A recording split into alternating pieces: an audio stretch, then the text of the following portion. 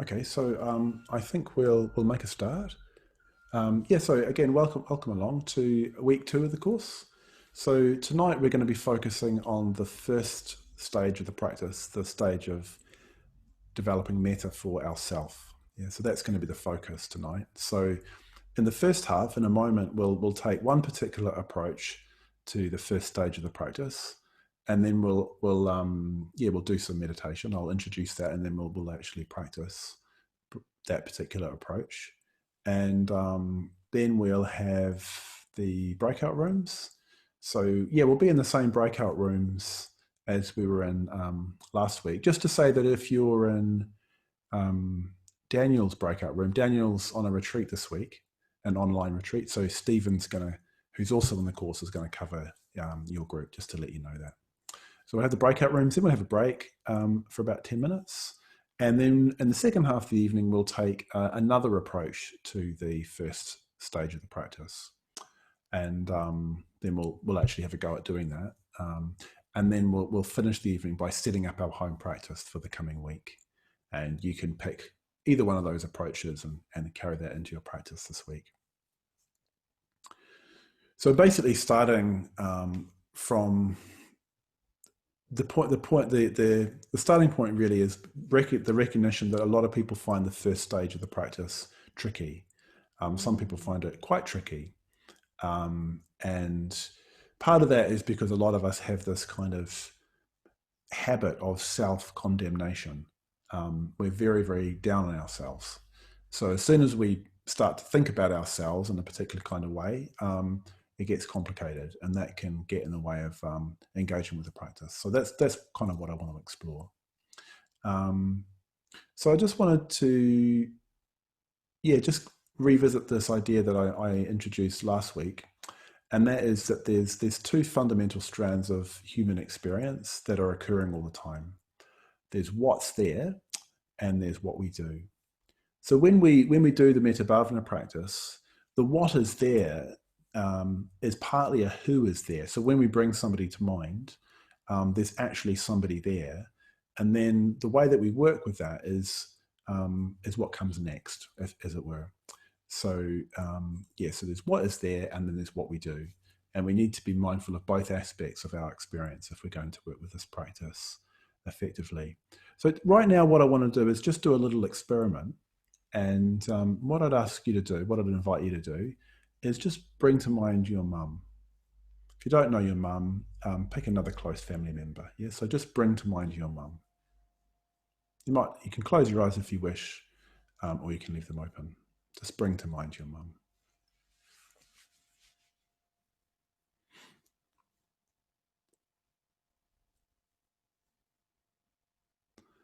And you can bring her to mind in any way that feels natural to you.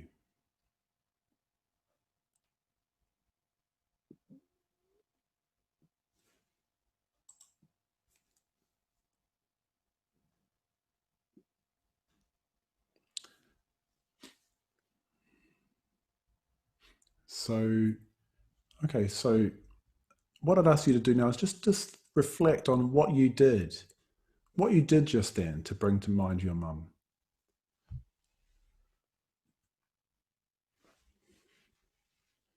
What did you actually do in your mind, in your experience, to bring to mind your mum?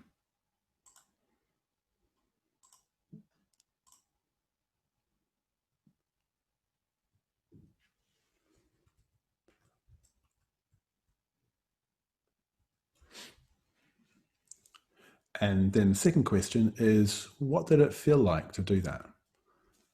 When you brought her to mind, how did that feel?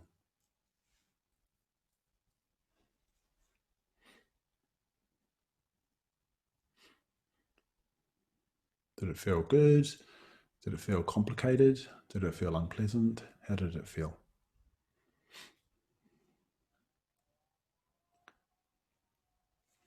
So the point I wanted to draw out here is that there's no right way of bringing somebody to mind. So some people will do that visually. Some people will bring the person to mind through the way that they look. But you can also bring to mind the way somebody speaks, their particular way of communicating. It may be that you have a kind of almost like a visceral sense of the person, like what's their presence, how do they move their body, what's their energy like? Are they kind of really high energy? Are they really low energy? Are they really loud? Are they really quiet? Are they really intense? Are they really calm? What's that? You can kind of bring to mind the quality of the person. You can even think of the kinds of things that they wear, the way that they communicate. All of that are ways of evoking a person. So it's not just. I think sometimes people can get a bit stuck on the fact that they have to visualize the person. You actually don't need to visualize the person in the literal sense of seeing them in your mind's eye. You might even just have a sense of their physical presence. So when you do that, you get a sense of who is there. Yeah, so that's the who is there bit.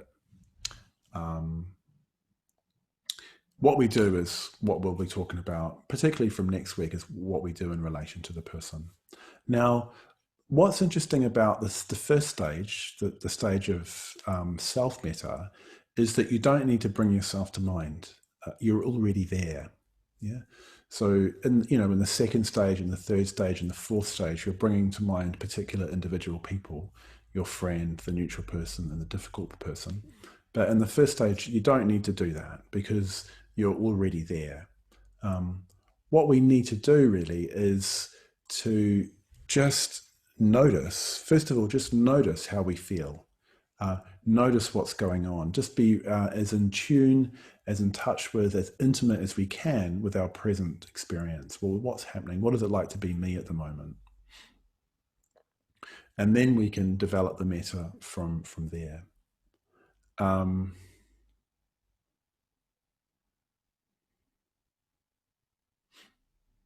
So one way, I think it's quite good to keep this kind of quite simple and not make it kind of conceptually complicated. So one way we can approach the first stage is by just looking for qualities of metta. Yeah. So when metta is present, it has certain kind of qualities. And some of them are going to be present probably all the time. Yeah, there'll be some element of metta available at any point in time. Even if you're in quite a negative mental state, even the fact that you know that you're in a negative mental state is the beginnings of metta. It's the beginnings of a more positive mental state. Just the knowledge that you're not in a positive mental state. It's a kind of a strange thing about human mind is we can be in quite a negative mental state and know that and have a sense that we don't want to be there. And in a way that's really important because if we didn't know where we were, we wouldn't even be able to begin to transform our mind, which is of course what meditation is really concerned with. So I want to talk about 3 qualities of metta. Yeah. So I've got a little screen share here, which I'll do now.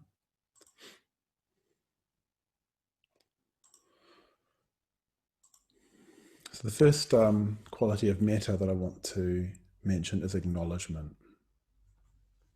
So this is another way of saying acceptance.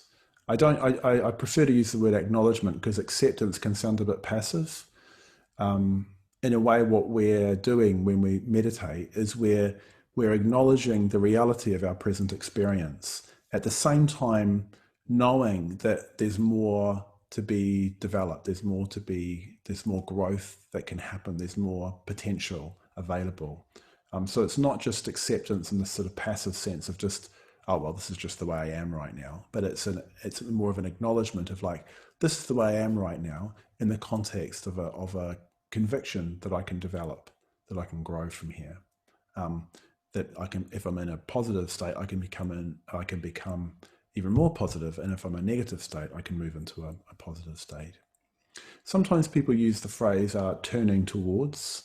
So we're turning towards what's actually going on. We're acknowledging the reality of our experience. So this is actually an extremely challenging thing to do, to be honest with ourselves, to have a kind of honest sense of self-appraisal. And the really key thing, and I mentioned this, I think, last week, I think it was on this course, that we're doing that without over-identifying with what's going on. In other words, seeing that the present state of mind that we're in um, is just an evanescent thing. It's just like clouds in the sky. That's the way we happen to be feeling right now. What can happen, and this is where the understanding of our um, of meditation comes in, is we can feel like, well, that's the way I always am. I'm always like this when I meditate, and that's when the self-condemnation can kind of come in. Is that we think, oh no, I'm in a negative mental state, and I shouldn't be in a negative mental state, and then you feel bad about yourself for feeling bad about yourself. So you can get into a bit of a spiral. So in a sense, what you're trying to do is just acknowledge, even if you're in a state of self-condemnation, you can just acknowledge, oh, I'm condemning myself here. That's what's happening. So there is a sort of an element of insight that we're bringing in here, insight in the sense of perspective. The perspective that we're trying to cultivate with this acknowledgement that I'm describing is, this is what's happening right now, but in a way, it's not the whole picture. There's more that can be drawn out. So that's the first thing, just acknowledging, just an honest, sober acknowledgement of the reality of our mind and our heart at that particular point in time. So the second quality that I wanted to draw out is warmth. So I'm using the word warmth. It's like an emotional quality, a kind of like a softness or a tenderness. One way of evoking that warmth, that softness, that tenderness, is by calling yourself by your name. It can be quite a lovely thing to do, is just actually say your name in a kindly way to yourself. It might sound a bit odd, but we'll do this in a minute when we're meditating, and just in a way acknowledge that you exist, and having a kind of tender, caring, sensitive attitude towards yourself. And notice how that feels in your body. Often warmth is a kind of a physical manifestation. Warmth is a kind of, it has a corresponding feeling in the body, perhaps. So it's very important all the time to kind of come to reference the body, because that's the way we're going to connect, is through our body. We're going to connect with those deeper aspects of our mind and our heart through the feelings in our body. So that's the second quality, is the quality of warmth. And then the third quality is the quality of spaciousness. So again, this is often felt in a kind of physical way. It's quite strange that we occupy, don't we, a certain amount of physical space. Our body occupies quite literally a certain sort of quantity, as it were, a volume of space. And our inner world, our mind, when we start becoming more sensitive to our mind, it too has a sense of volume, as it were. We feel our mind to be a particular kind of shape. Sometimes, if we're not in a very positive state of mind, we can feel quite constricted, like our mind is contracted or compressed. Similarly, if we wake up in the morning on the right side of the bed, we can have a sense that our mind is kind of spacious. So it's not a fixed quantity. So if there's an element of spaciousness in our experience, by giving our attention to it, we can develop it.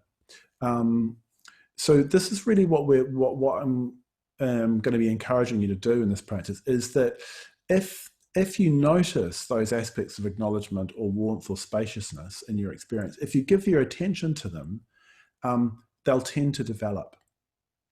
So a big part of what we're doing when we meditate is what we're trying to give our attention to those aspects of our experience which will allow it to deepen or to broaden or to grow. So it's a lot of it is about making judicious choices about which aspects of our experience we give our attention to. It's a little bit like, that way that if somebody does something to you, let's say you go into a shop and the shop assistant is rude to you, they're just really maybe even insulting. Now, you can go through the rest of your day paying attention to the fact that shop assistant was rude to you, or you can pay attention to the fact that the next shop assistant was really polite and quite lovely. So what we tend to do is we tend to pay attention to the things which are problematic. So part of the habit that we're trying to learn when we do the Metta Bhavana is pay attention to those aspects of our experience that are not problematic, which lead to growth and expansion and to friendliness and metta, basically, in a word. So it's about making wise decisions about what we give our attention to, and getting out of the habit of paying attention to things that don't serve any really good purpose. So you might, like I say, you might feel acknowledgement or warmth or spaciousness in a kind of physical way, in terms of the way the body is, or through feelings or emotions or thoughts. Anything really, any way is fine. So in a moment, we're actually going to do some meditation, but I just noticed there's a couple of questions, which I'll just look at now. By negative mental states, do you mean an unskillful state of mind, or do you mean negative emotions such as anger, sadness, etc.? Basically, when I use the word negative state of mind, I'm saying unskillful, yeah.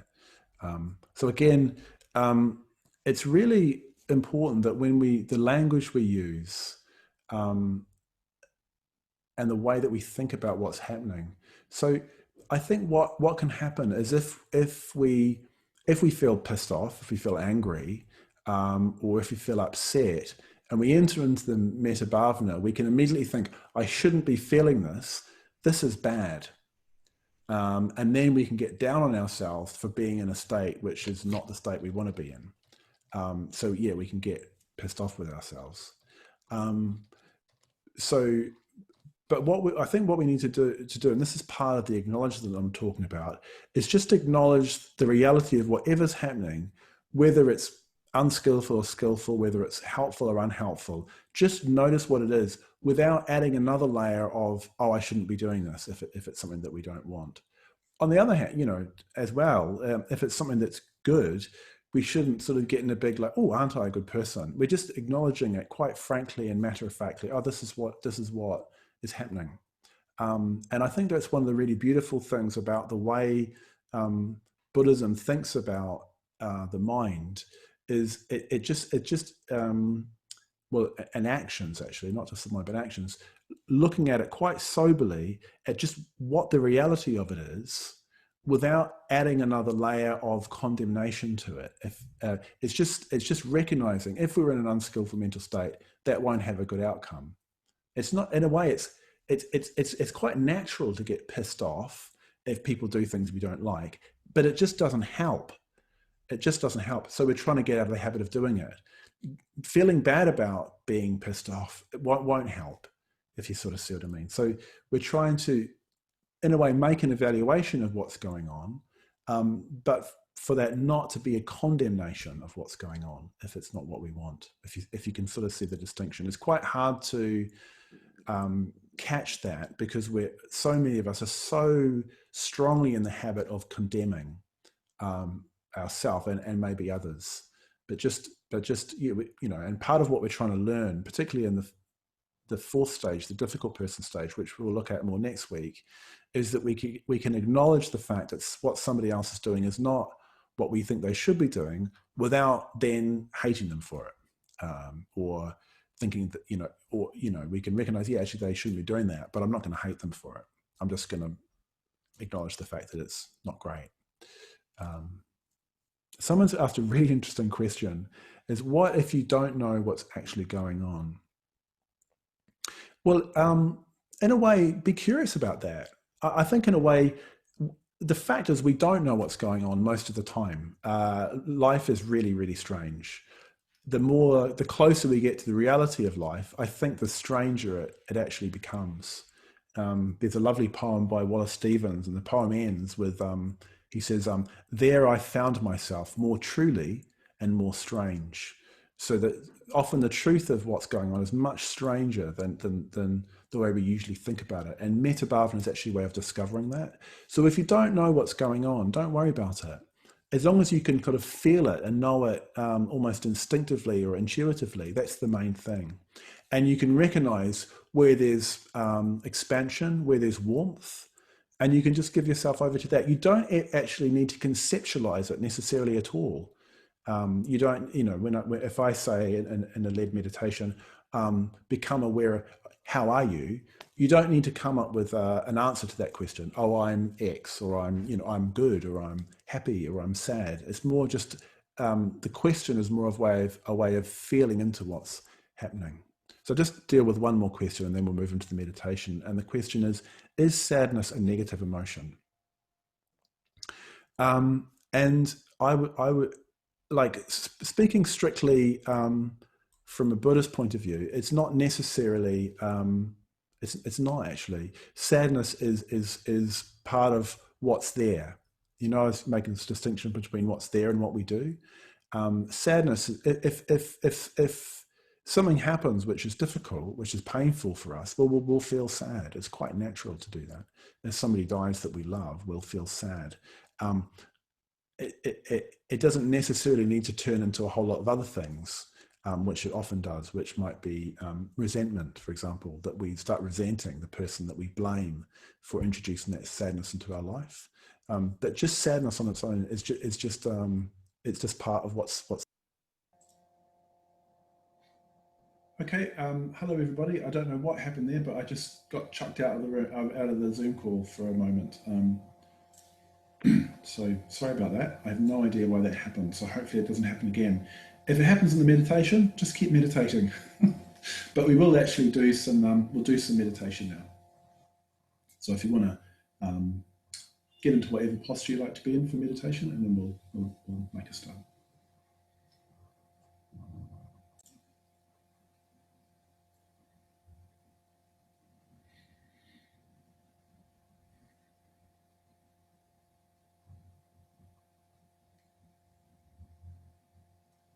We're beginning by simply noticing the facts of the case, what's actually going on.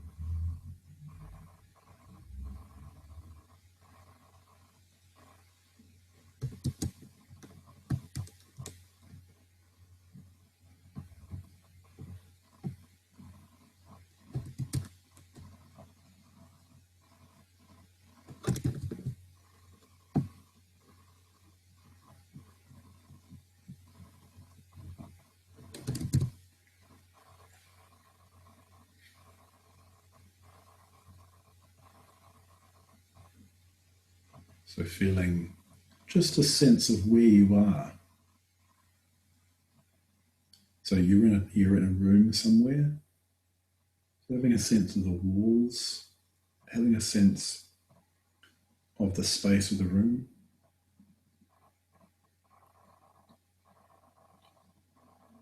And having a sense of the space that your body occupies. And really filling that space. Allowing yourself to fill that space.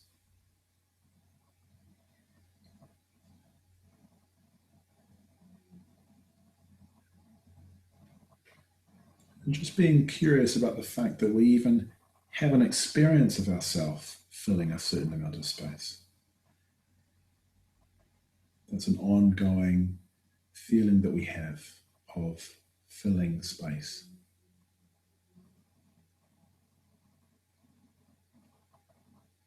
An ongoing feeling we also have, almost always, is of being on something. Our body is always on something. It's resting on something, whether we're standing or sitting or lying down. Because we have an earthy body as humans, we're in contact with the earth.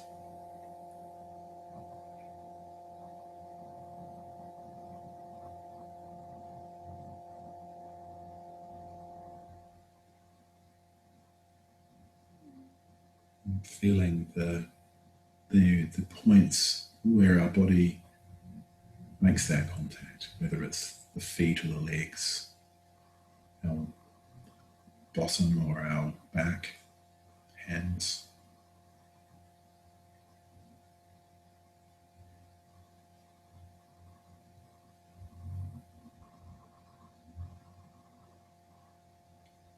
touch is another aspect of what is there. We're always in contact through touch, through the skin, with various textures, particularly through our clothing.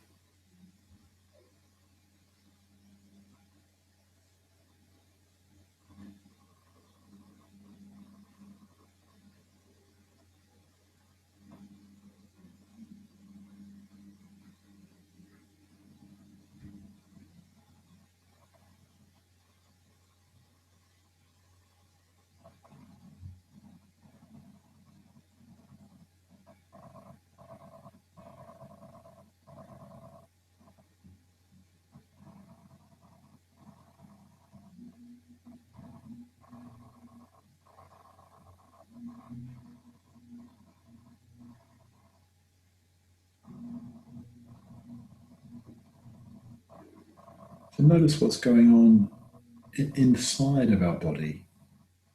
So particularly around the heart area, the belly, the head. So what's going on by way of sensation?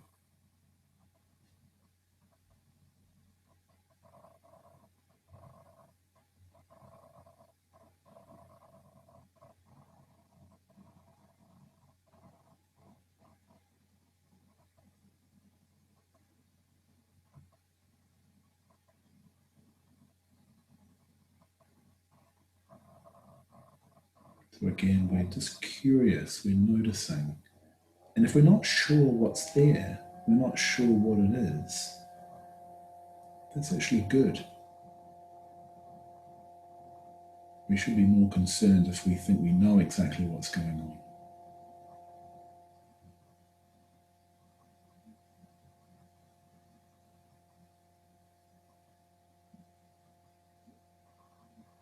I mean, what is it? Human feeling, emotion, sensation? What is it?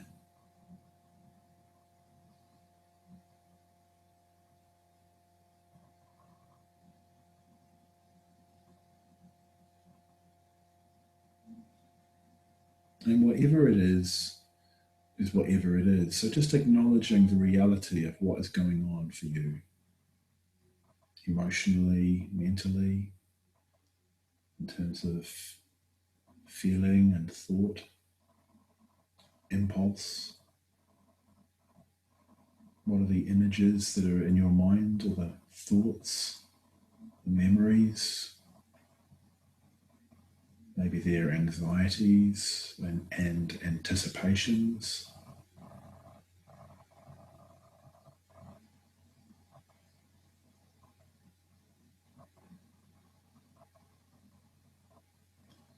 And recognizing that whatever is there is part of a flow.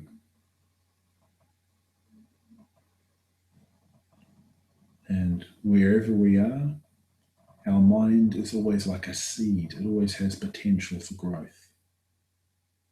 Again, that's one of the facts from a Buddhist point of view of human life. The fact of potential. Even if things are very bad for us, we can grow.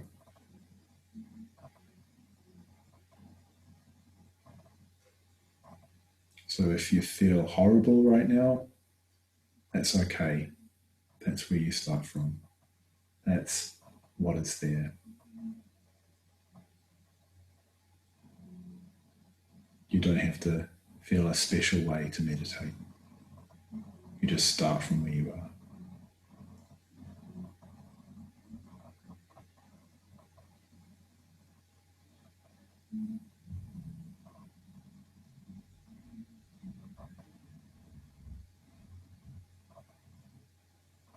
So having acknowledged the reality of our experience, at least to some extent, just invite you to call yourself by your name. Just as if somebody very kind was saying it.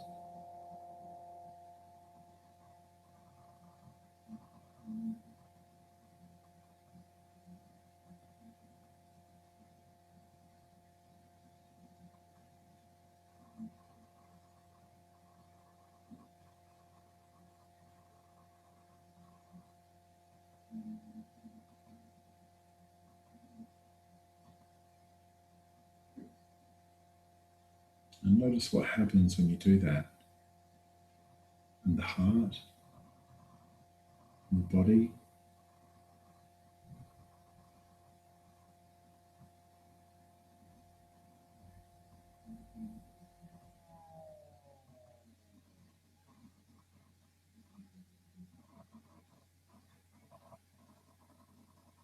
And if you notice warmth, feeling of warmth, of tenderness or care or kindness, simply give your attention to that.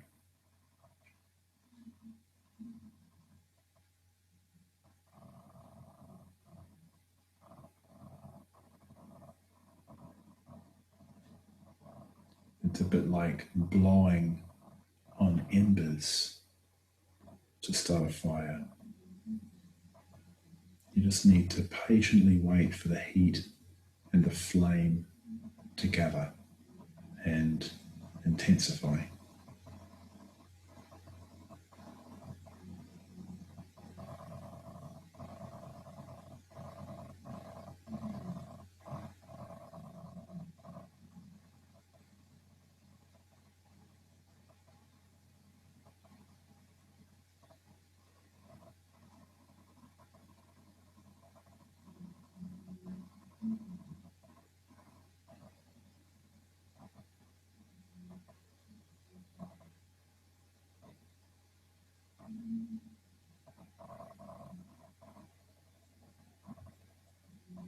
And then a sense of space, a kind of inner space. So earlier when we started, we had a sense of the physical space that we're sitting in, the space our body occupies.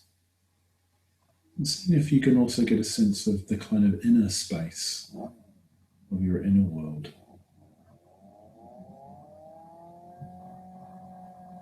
And again, whatever sense of space there is, just letting that expand by giving your attention to it. It might kind of accompany a sense of warmth. And if there's no warmth or no space, don't worry. Even just having an orientation towards warmth and towards space will have an incremental effect on your mind, on the stream, the flow of your mind.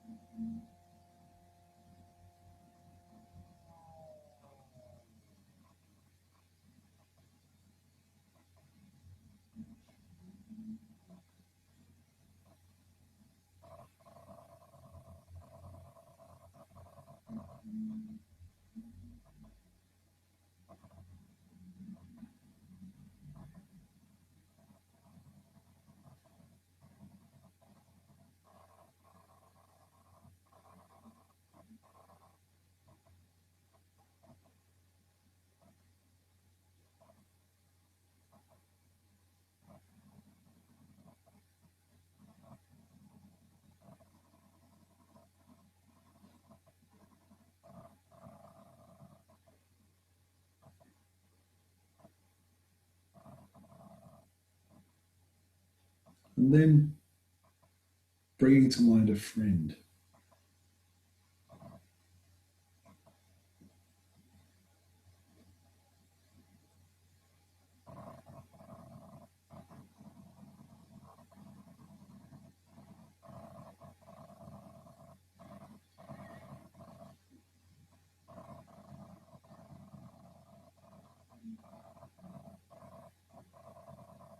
Remembering that you don't have to do that in a particular way. You can do that in a way that's natural to you and your heart and your mind.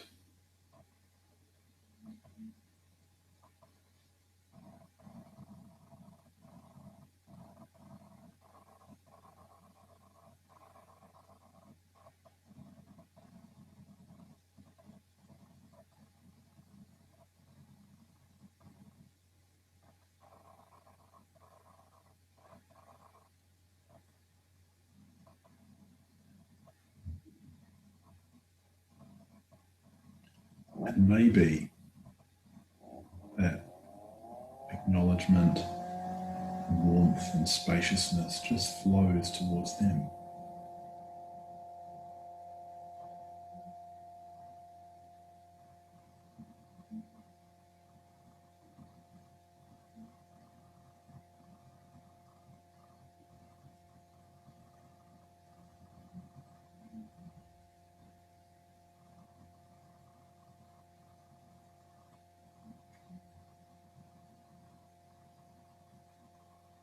So you include your friend in the attitude you have to yourself.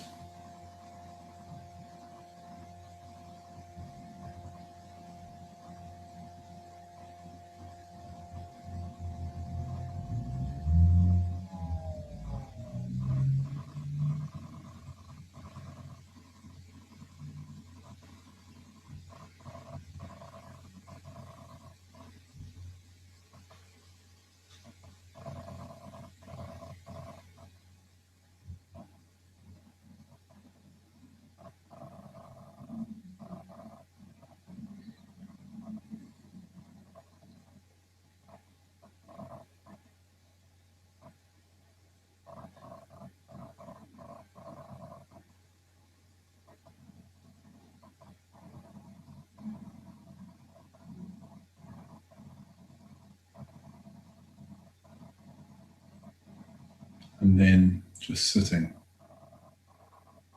So letting go of doing this or that and just sitting.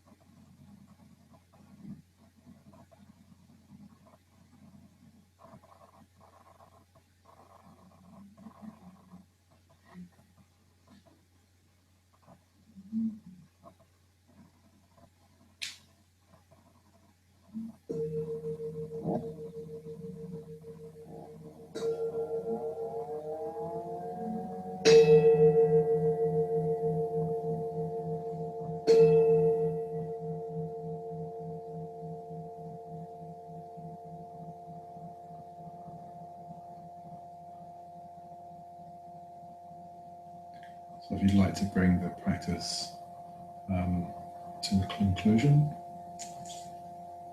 if you're watching this as a video at home, you might like to just continue into the next stages of the practice from here. So yeah, there's a good few questions, which is lovely. So where are we now? Just rewind a little bit.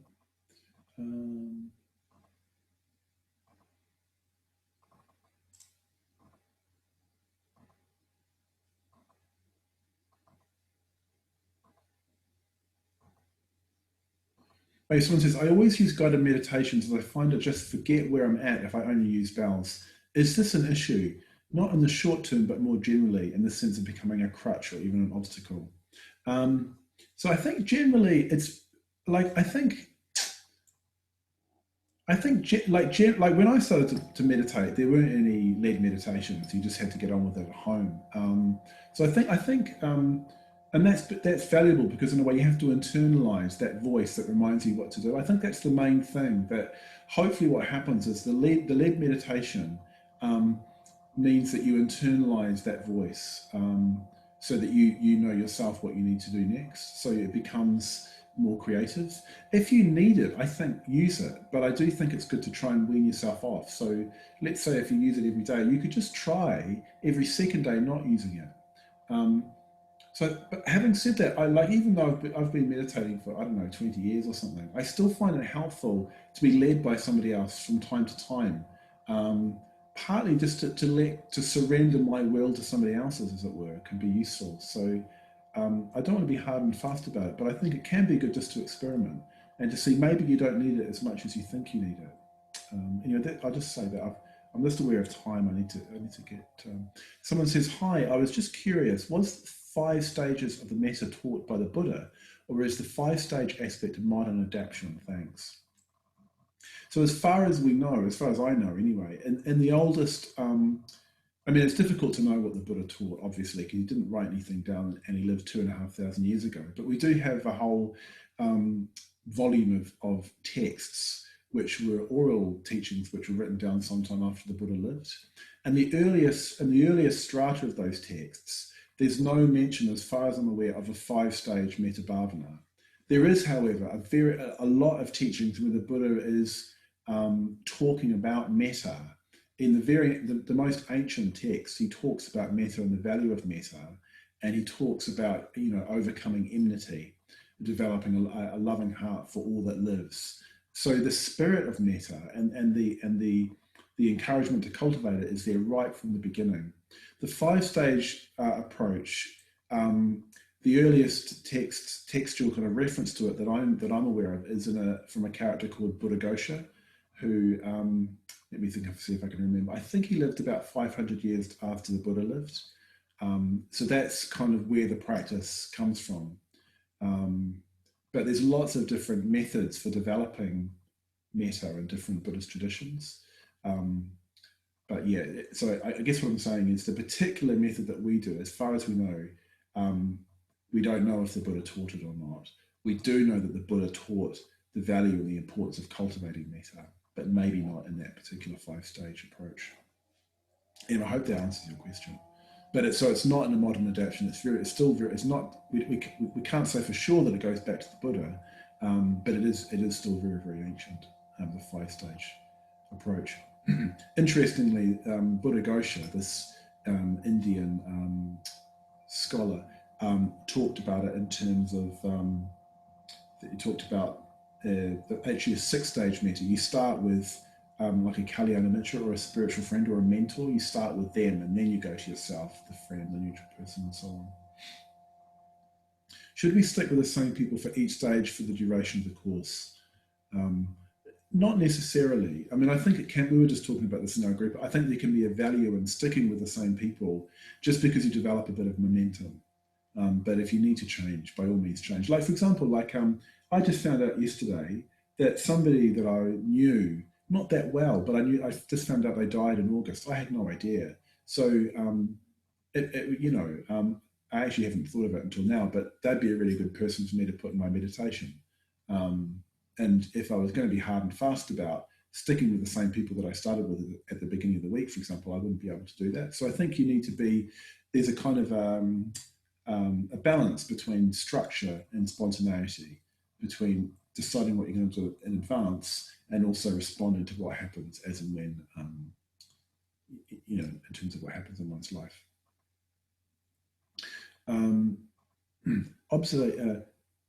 There's a question, this is from somebody, for her, this is somebody in a group, compassion seems to stem from sadness or something not going well for the person in the stage. But she's picturing them well, so she's finding it difficult. So there's some people, it seems, that the Metta Bhavana is part of a series of 4 meditations. On the second meditation, the meditation on compassion, which is where metta, the basic attitude of well-wishing, meets somebody else's suffering. The third meditation is mudita, where it meets somebody else's joy, and the fourth is equanimity. And it seems that different people, often their metta tends to be kind of tinged with compassion or tends to be kind of tinged with sympathetic joy.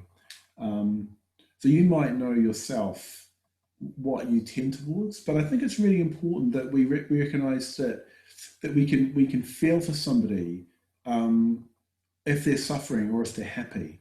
I think sympathetic joy, the ability to feel joy in somebody else's joy, is extremely important. emotion, partly because it amplifies our own capacity for joy. If we can only feel joy when we feel joy, then our ability to experience joy will be limited. And joy is important.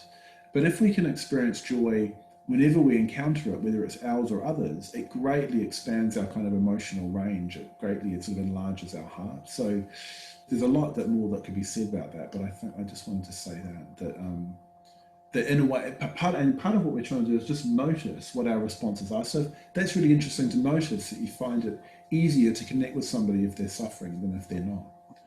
Maybe that's your way in. Yeah. Anyway, a lot more could be said about that. Um,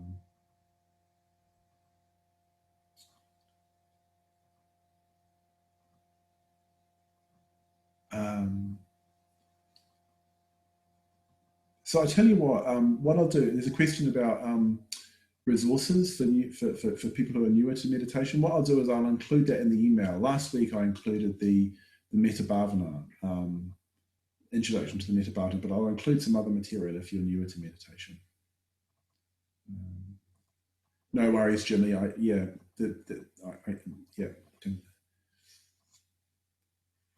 If consumed by vicious anger and rage throughout the practice, how is it best to practice Metta Bhavana?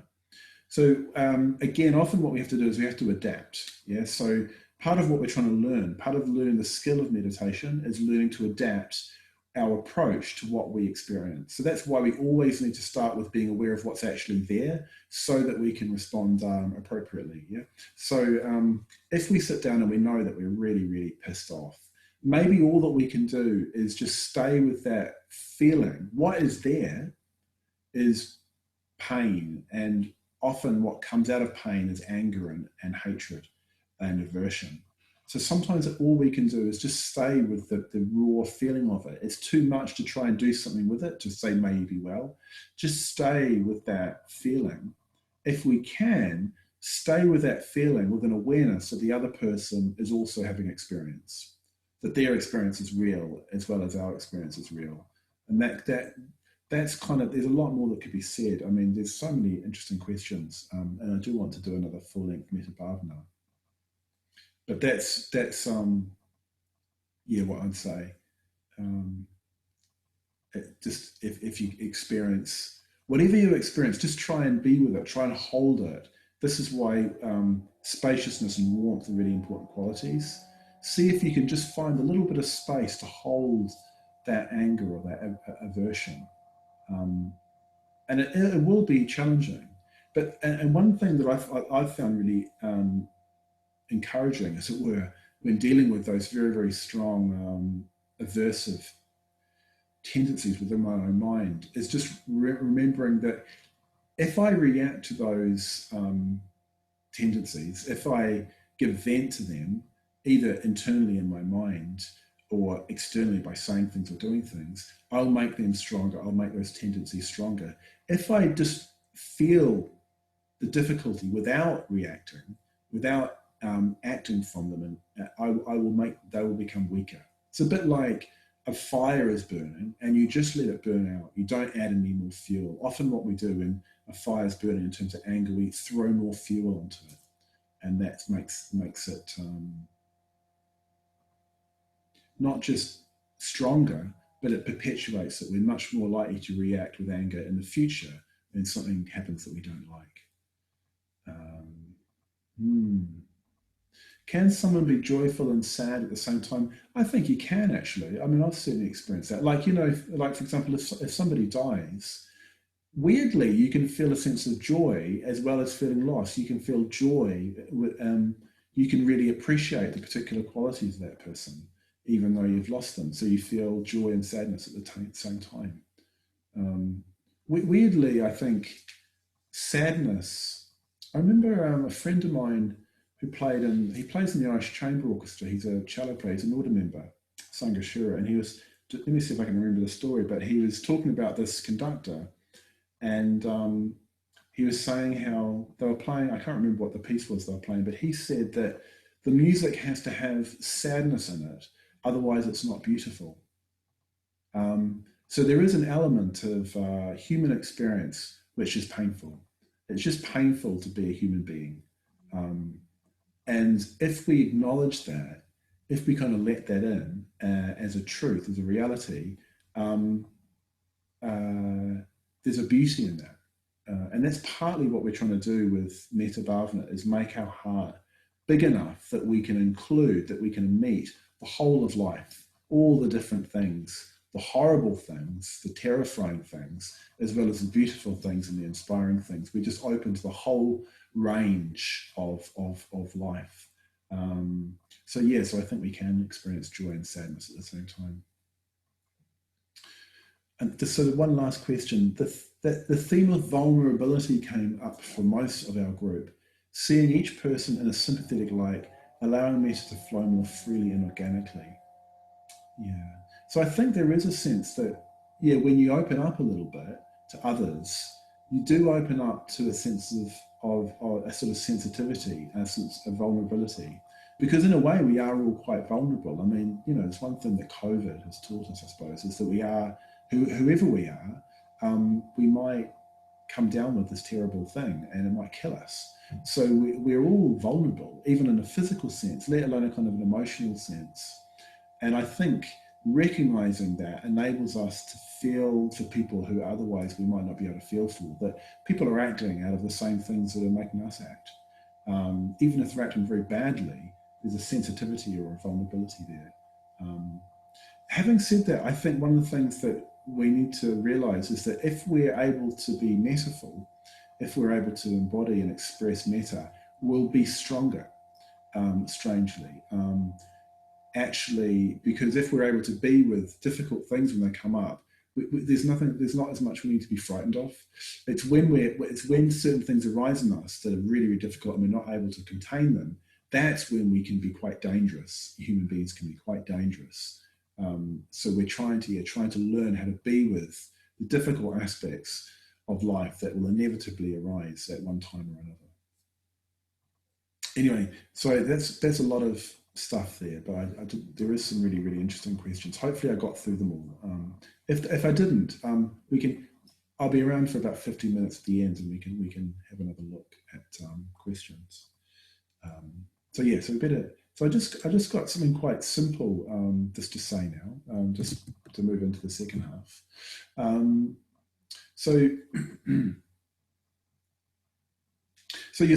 been talking about this attitude that a lot of us have of kind of self condemnation. So part of I've been talking about how there's two aspects of human experience. There's what's there and there's what we do, and part of what we do is we interpret. And that's where that sense of badness or self-condemnation comes in. It's like we're trying to understand the world, and we assign ourselves a role, a part. We assign ourselves a kind of part of that world, and often that we need some kind of, or sometimes we kind of need someone to blame, and we blame ourselves. That's part of the reason why I think we find the Metta Bhavana difficult, as I mentioned before. Now, one potential dead end that I've noticed over the years is that it comes out of the idea, this kind of idea, which I'll just say to you in a moment. So this is a quote from Eleanor Roosevelt, who was an American First Lady in the middle of the 20th century. And she said, "Friendship with oneself is all important, because without it, one cannot be friends with anyone else in the world." So friendship with oneself is all important, because without it, one cannot be friends with anyone else in the world. Now, there's definitely truth in that. We need to be on good terms with ourselves. However, if we're particularly prone to self-condemnation, if we're particularly prone to depressive states of mind, if we're out of sorts with ourselves, sometimes we can feel that we can't move on in the practice. We think, well, I haven't got love for myself, so how can I have love for my friend or love for a neutral person? And it's like we kind of get stuck in this kind of treadmill of, self-condemnation or even self-loathing. And we're not able to kind of get out of it because we can't feel like we can get out of it. So I think sometimes that way of thinking that we can't be friends with anyone else unless we're friends with ourselves actually can be a bit of a stumbling block in the Metta Bhavana. So what I want to do is just introduce another way of thinking, another idea, which I think is much more helpful if we're in that kind of state of self-condemnation. And this little quote, I'll bring it up on screen in a second, comes from a Scottish poet called John Burnside. So I'll just bring that up now.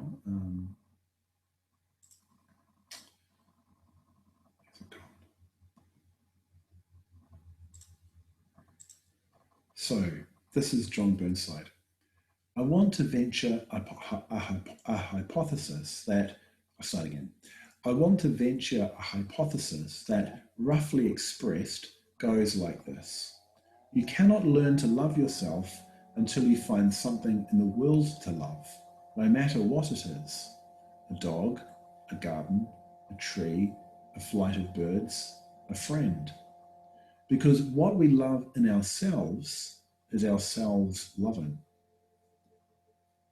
Because what we love in ourselves is ourselves loving. So this is a way out of that kind of treadmill, if you see what I mean. We can actually learn to love ourselves through loving somebody else or something else even. He mentions a flight of birds or a dog. So in the Metta Bhavana, we're dealing with people. So one approach to this practice, if we find the first stage really problematic, is actually just by starting with our friend and putting the first stage second. So I'm not saying that we should do this kind of ongoingly, but I was saying in my group that I think one of the things we're trying to do with Metta Bhavana is just kind of interrupt the kind of pattern. So if we're stuck in a particular pattern of thinking and feeling, it's just a little bit like bringing something else in that interrupts that pattern. So we move in a different kind of way. We approach it in a different kind of way. So we better get on and actually do some meditation, otherwise we're going to run out of time. So if you'd like to set up in your meditation, and what we're going to do is, we'll swap the first two stages of the practice over. And yes, I'll include that quote in the notes that I'll send out tomorrow.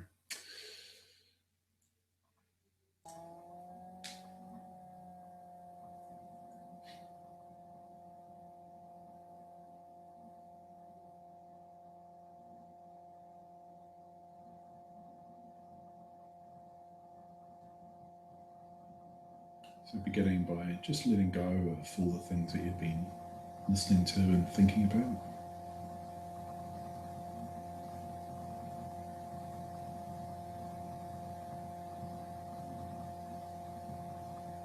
And dropping into the heart.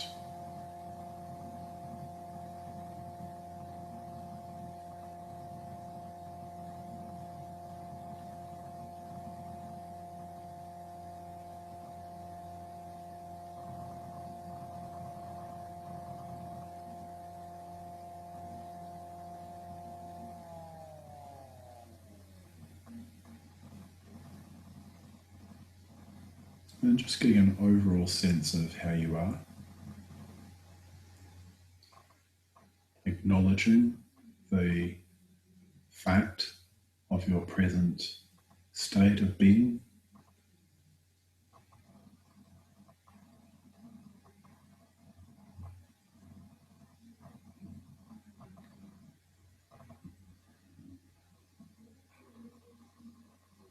And then bringing to mind a friend.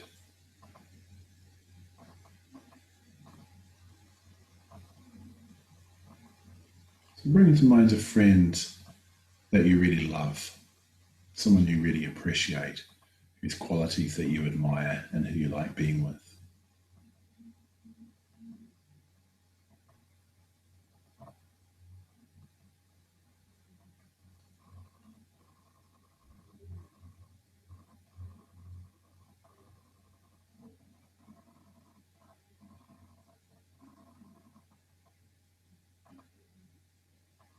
And evoking their particular character in whatever way feels natural to you.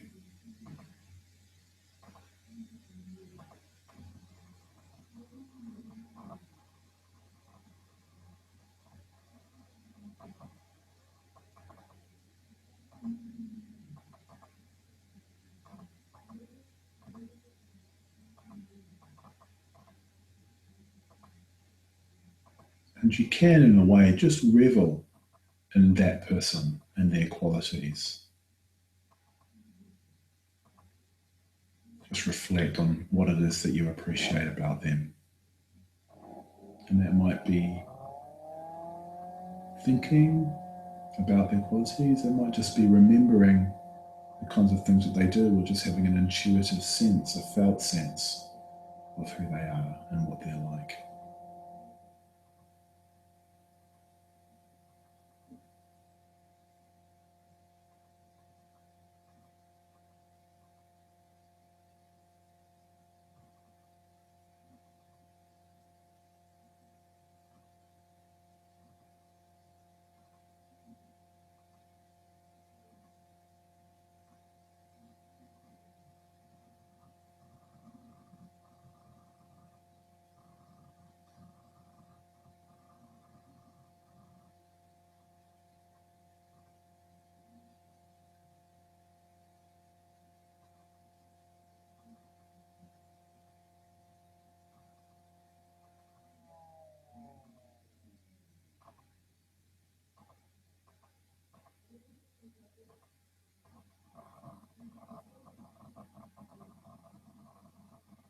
So if you get distracted, just refreshing your sense of your friend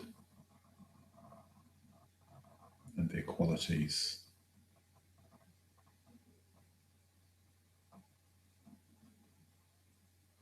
And that appreciation will very likely flower into metta, into an attitude of well wishing towards them, of friendliness towards them.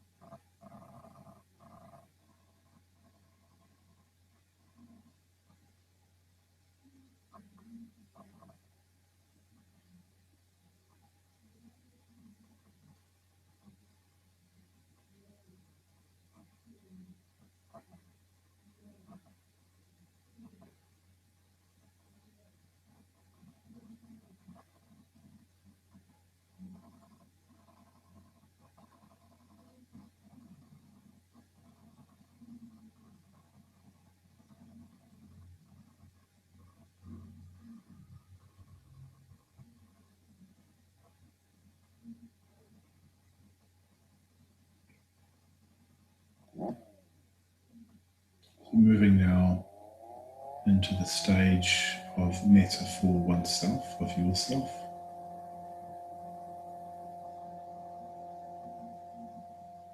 So, having evoked a particular approach or attitude, perspective, we now direct that towards ourselves.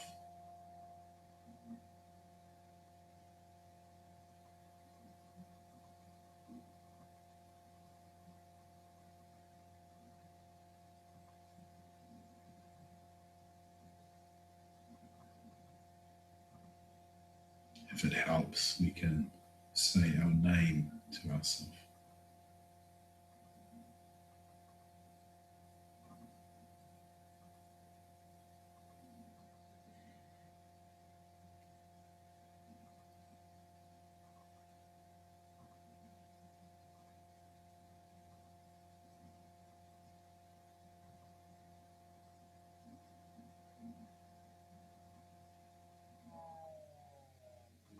So don't be too hasty in terms of introducing activity like phrases into the practice. Seeing if we can just stay in that atmosphere of metta,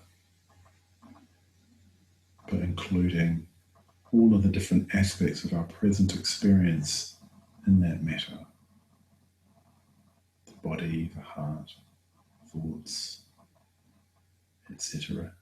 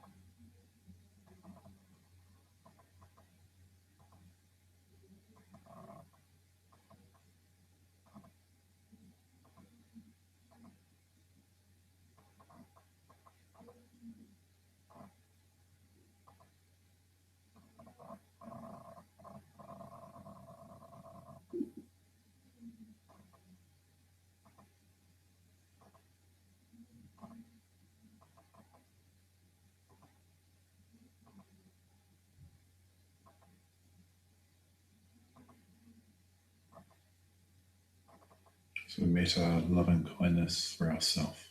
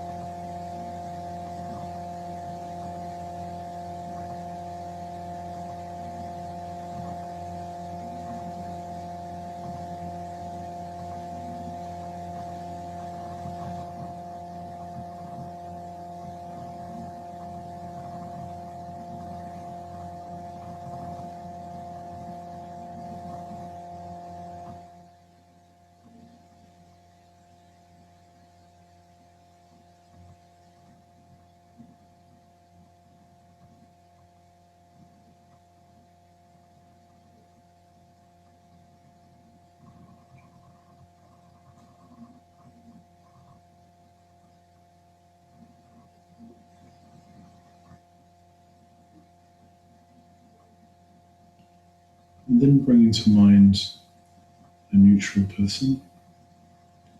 So it might be a person that you've previously had in this stage.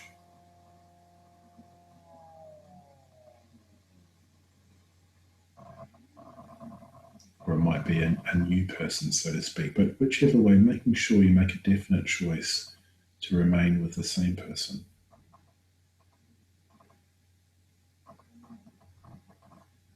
And including them in that same attitude of metta that you developed for your friend and yourself. That person has the same desire for their well-being as you do.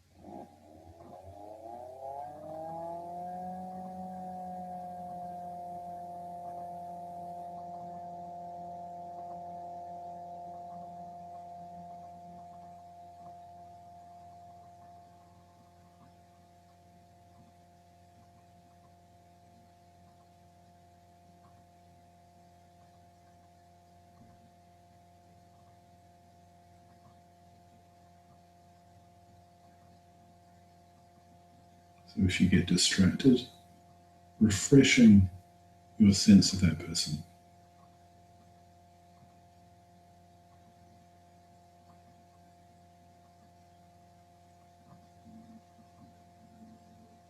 And including them in your metta.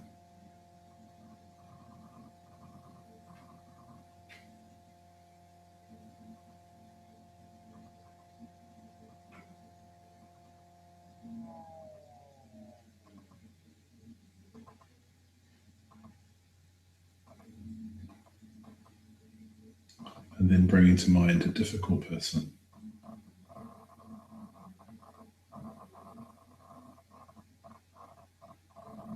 And again, bringing them to mind as vividly as you can,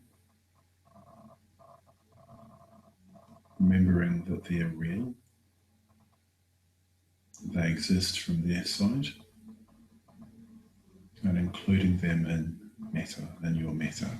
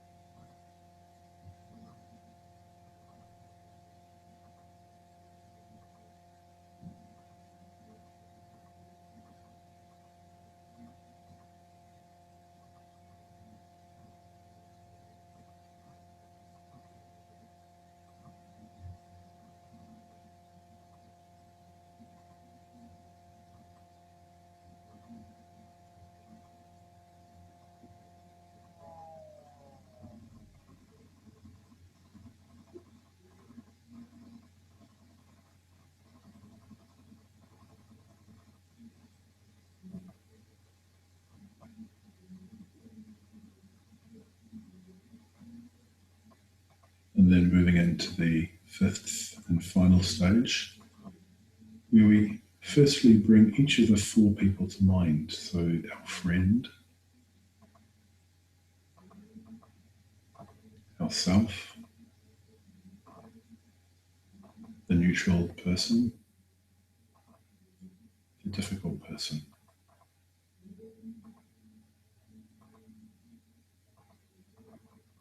And holding each in our mind, as it were, equally. Each person equally alive, equally real.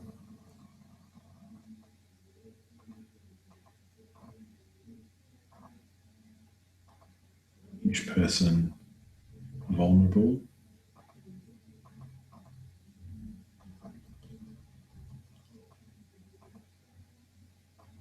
each person with potential for growth.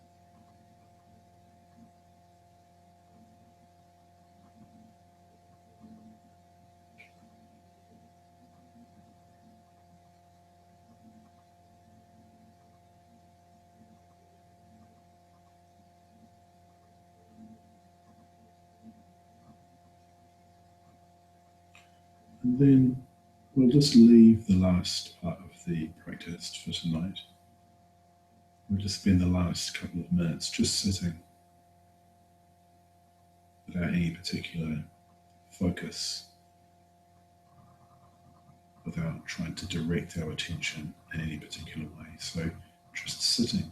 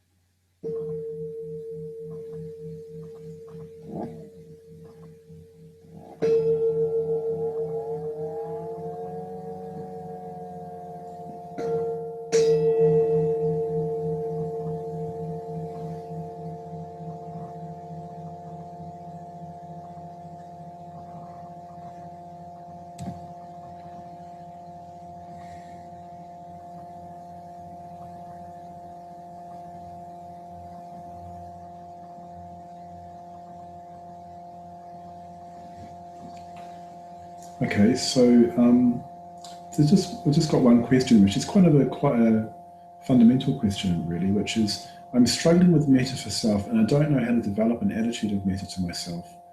I guess I just don't really understand what that means. So one way of understanding it, which is just really simple, is that we want to be happy, right? So it's like, if we experience pain, we recoil from that. If we touch something hot, we draw our hand away. We're doing this course because we want to develop ourselves. We want to benefit from meditation. So we've got this really deep. Everything we do,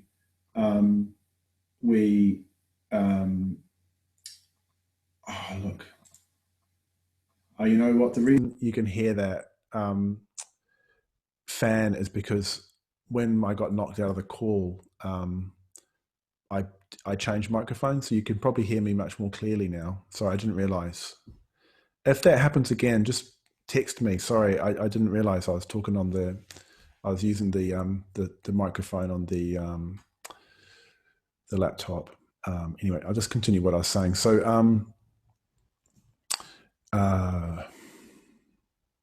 so basically, metta for self is just, we already have this very, very fundamental, basic drive for fulfillment, for happiness, for completeness, for satisfaction, all these things.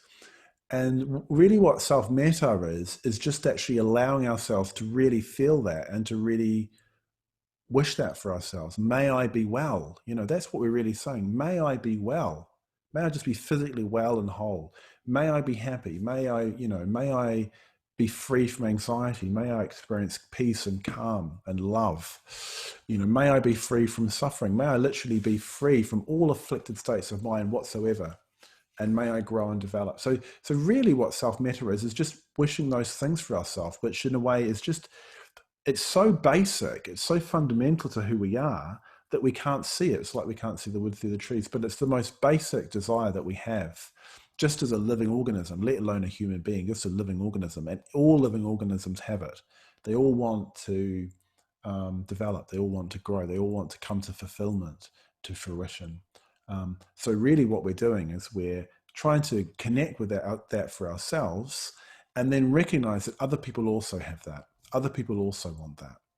And that's really the gist of it. If you boil it right down to the sort of fundamental, the essential aspect, that's what it is. We realize we really, really, really want to be well and happy and free. We want to grow, and other people want that too.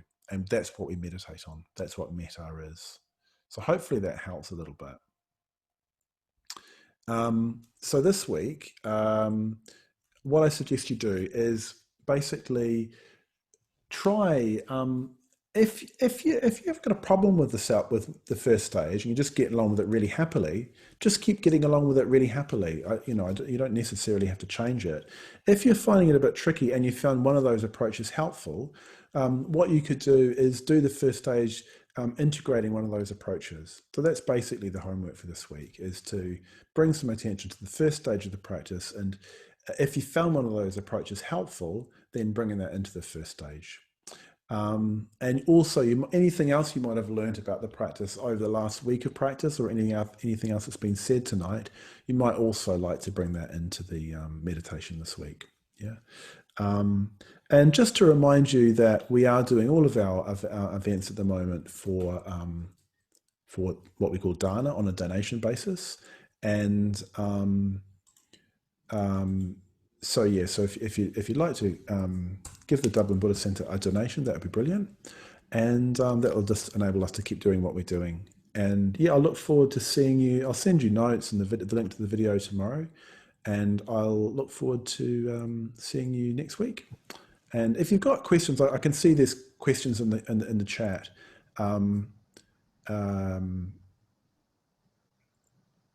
Just stick around and I'll deal with them then. So anyway, that's it for tonight. Look forward to seeing you next week. Okay. Oh, we'll look at the difficult person next week. Yeah. So that's what the focus will be next week. Okay. Good night.